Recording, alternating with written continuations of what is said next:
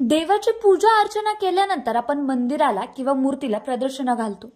सामान्यतः प्रत्येक व्यक्ती देवाला प्रदक्षिणा घालतो, परंतु अनेक लोकांना प्रदक्षिणा का घातली जाते यामागचे कारणच माहित नाही।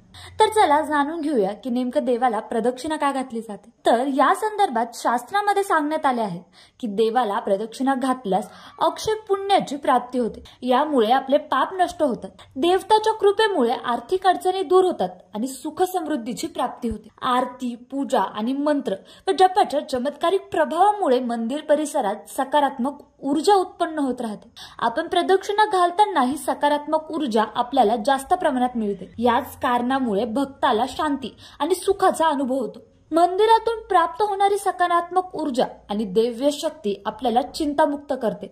आपले मन देवाच्या भक्तिभावामध्ये रममान होते। प्रदक्षिणेच्या माध्यमातून आपण दैवी शक्ती ग्रहण करतो। याच कारणामुळे प्रदक्षिणा घातल्याची प्रथा चालत आली आहे। तर तुम्हाला याबद्दल काय वाटते नक्कीच कमेंट करून कळवा आणि अशाच अधिक माहितीसाठी लोक चर्चाला सबस्क्राइब करायचं मात्र विसरू नका।